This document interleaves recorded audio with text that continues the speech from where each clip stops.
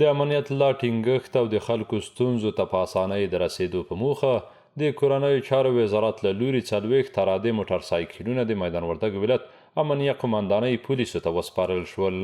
د یادې قمندانۍ مسؤلین وایي دا موټرسایکلونه به په چارو کې لا ښه والی راولي. دا په تعداد 40 اراده موټرسایکلونه دي او دا د ښار د تامین د امن لپاره او د پیښې ته د رسیدګۍ په خاطر باندې ورکړل شوي دي. نو دغه موټرسایکلونه موږ هغو مجاهدینو ته ورکوو چې هغه روزل شوي دي او انشاءالله په هر څه باندې بلد دي او د پولیسو په پوره مسلک باندې د خپل تصدیق پاڼې ترلاسه کړي دي. نو انشاءالله د امن لپاره به دا ښه رول ولري. د یادې قمندانۍ مسؤلین له لوړپوړو چارواکو د مننې ترڅنګ وایي میدان وردګ یو بشپړ امن ولایت دی او ولسونو ته ډاډ ورکوي چې امنیتي ځواکونه تل د هیوادوالو په خدمت کې دي.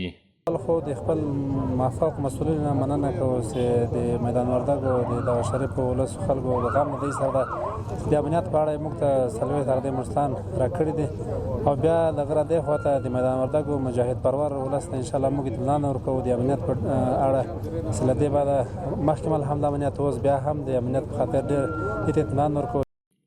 د میدان وردګ ولایت امنیه قمندانۍ مسؤلین وایي د کورنیو چارو وزارت له لوري ورکړل شوي موټرسایکلونه به یې په ورځنیو چارو او هغو سیمو ته په تګ کې ګټور تمام شي چې د موټرونو ورتګ ناممکن وي.